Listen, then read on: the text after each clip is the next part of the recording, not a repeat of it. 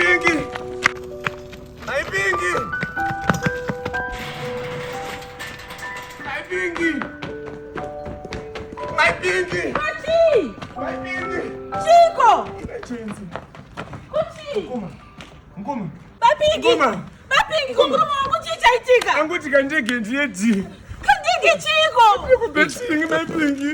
God Mai Pinky ndikuchile Turebhura dzazvina nepango. Zvina nepango zvemukoma nakazorora mugaro.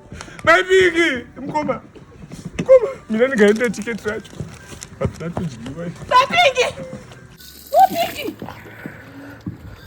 Mai Pinky, Kuchi! Tizi! chaitika tisi Mai Pinky! Ngoma. Maruwa nekandege Ngoma. School fees ya Pinky yaenda. Kandege chi? Kubetting. Mai Pinky, munodiona ere muchidaro Mai Pinky.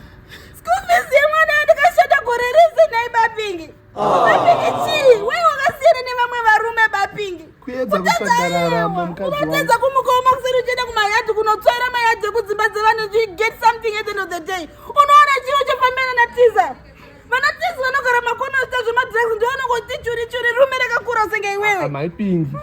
Aiwe. Respect your murume when this is your husband, man. Kurespect autota respect murume inini. ukwane my lovely wife Mai Pinky vangu vakandipa a very beautiful daughter ndo vanotaura nawo uchidaro futseke mbwe munhu kuonda Kuona chicha unoita chinesoro. uchicha unondidzidzise Ndingakunze.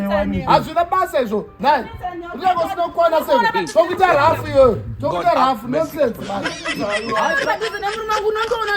wazvinzwa anzi usiyana neni bva pano unondidisrespectera mukadzi wangu amai vemwana wangu Mai Pinky my beautiful wife haupindire nyaya dzedu uri mwana mudiki iwewe Makira murume kuti aite rombe inini. nai tanta papi Let's continue.